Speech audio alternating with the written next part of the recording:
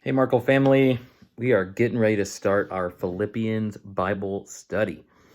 And this week we read Philippians chapter 1. So if you haven't done that, pause this real quick, go read chapter 1. It's not that long. Go read it, and then you'll know what we're talking about, okay? So pause it up, go read it. For those of you who have read it, let's continue. So chapter 1 in Philippians really is about joy in relationships. He starts by expressing his joy about his relationship with the followers of Jesus in Philippi. He says, I thank my God every time I remember you. He says, I pray with joy because of our partnership. And he says, God can testify how I long for you. Right? There's a deep love for other believers in Philippians chapter 1. And in fact, Paul loves them so much that he won't let them stay the same. Because he ends with a prayer, and he says that his prayer is that love may abound even more in knowledge and in depth, right? So Paul has this deep love of the Philippians and the love that they have for him and the love that they have for their fellow man and women. However, Paul says, listen, you got to keep moving forward, right?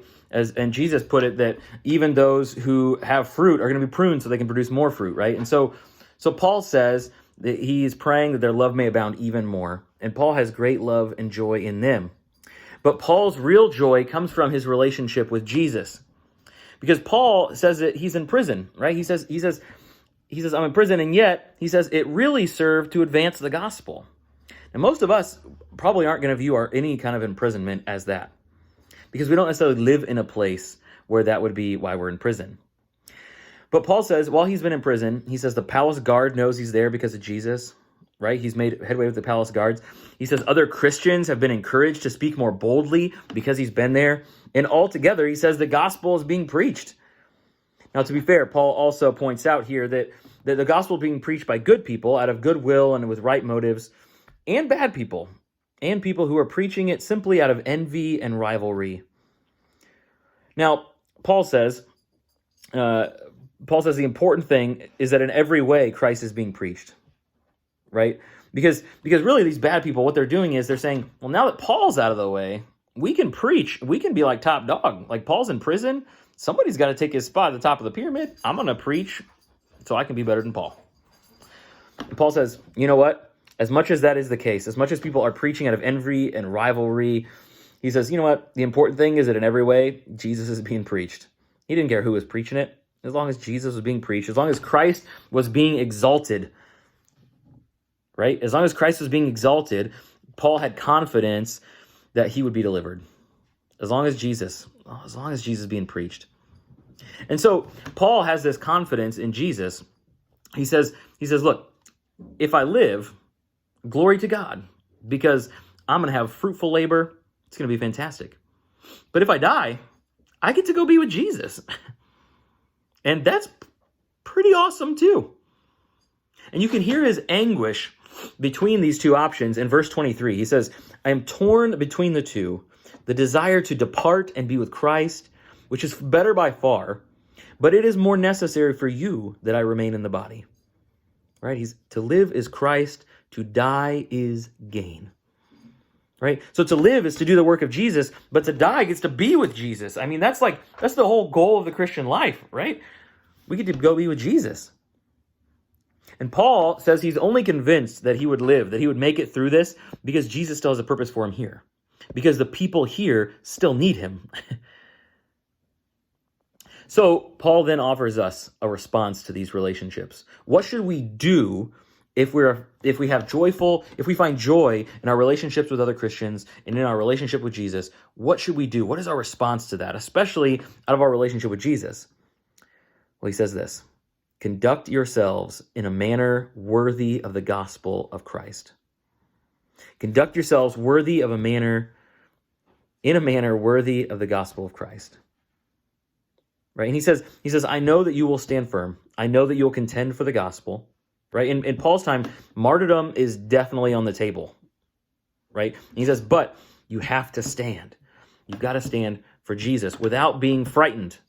Right? And this isn't like a stand, like a political stand. This is not a stand where we're trying to go out and, conquer the country for Jesus and make it a Christian nation again, et cetera, right?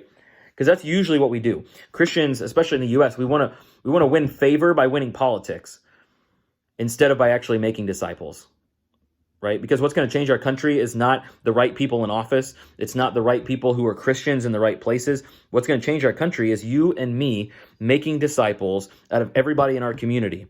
That's what makes a country Christian, not who's in charge. So for them, martyrdom was not about fighting some fight against the government. Martyrdom for them was just the fact that they believed in Jesus and followed Jesus, right? Because the thing is, if they believed in Jesus, if all they did was say, I believe, right? Who cares? Like, the government's not going to do anything. It was what they did out of their belief in Jesus that brought martyrdom. It was what they did in it. It was that they didn't worship their government. They didn't worship their political parties. They didn't worship their places. They didn't worship their country, right? What they worshiped was Jesus and Jesus only. That's what got them in trouble. That's what made them different. That's what attracted people to them. They said, well, there's something about those people, right? They live in a life where there's miracles happening. People are growing. People are cared for. This is the world that the Christians established. This is the world they got martyred for. And he says, this is a sign to them that they will be destroyed, but that you will be saved, and that by God. Right? He says, you do this. You stand your ground. You continue to follow Jesus. Not just say you believe in Jesus, but actually follow Jesus. If you do that, that will be a sign to them, right? Why are they going to martyr you? Because they know that what's going on is a sign they're going to be destroyed. You don't have to tell them. What you have to do is live a life like Jesus. They'll figure it out on their own. They'll see that there is something better and more for them in their lives. So what is Paul telling them to do? Well, very simple. He says, you should accept suffering. That's not a gospel you hear very much, is it? Right? Usually our gospel is all about like we're going to do all the great things and change the world. And Paul says, that's going to mean you're going to suffer. There's no way around it. He says, if you want to do this, you have to accept suffering. He says, in fact, he even says it's been granted to you through Christ, not only to believe, but also to suffer for him. Right? Suffering is like step 2. It's like, all right, I'm going to follow Jesus. What now? Right? It's like the worst recruitment strategy ever. It's like, hey, come and follow Jesus. You get to suffer. Yeah, it doesn't really work well, does it? But this is what he's saying. He's saying, listen, if you are going to live a life worthy of Jesus, not everybody is going to like you. And I think sometimes the church struggles with a niceness complex, right? We want everyone to like us. We want everyone to get along. We have to have 100% of our people on board before we make a change, right? But I can tell you this, that's a pipe dream. It's a pipe dream.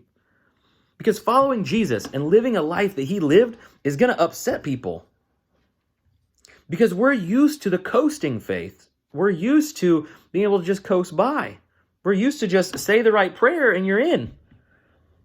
But that's not what the gospel says to do. The gospel says to follow Jesus, to do the things he did, say the things he said, live the way he lived.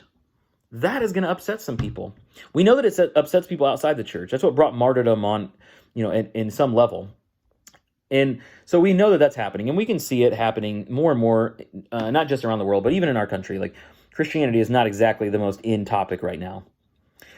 But we see this even inside the church. You think about it, Jesus was crucified by the church. He was crucified by religious people. Why? Because he's Jesus, right? Because he's doing the things he did and saying the things he said. So if we're gonna move forward, we're going to do great things. We're going to change the world for Jesus. We're going to accept our suffering. We have to accept that some of that suffering is coming from people inside the church. And I have a professor in seminary, my favorite professor, who told us once that nobody tells you that sheep bite. So even inside the church, if you're going to follow Jesus, you're going to live the life he lived, you're going to say the things he said, pursue the things he pursued, you're going to upset some people. Because what we're used to in the church is coasting. We're used to just getting by. And that's not what Jesus was about. So how do we respond to our joyful relationship with Jesus? Paul says we should be encouraged despite all of this. We should be encouraged so that we can stand firm, right? Our joy in Jesus, the joy of the Lord can be our what? Our strength, right? So because we have joy in our relationship with Jesus and because we find joy with other believers, Paul says we should stand firm in our faith, stand firm and accept our suffering. So we respond to joy by accepting suffering and living the life Jesus lived. And that's all we have to do. Easy, right? That's all right. We get to do it together, which is the great part. See you next week.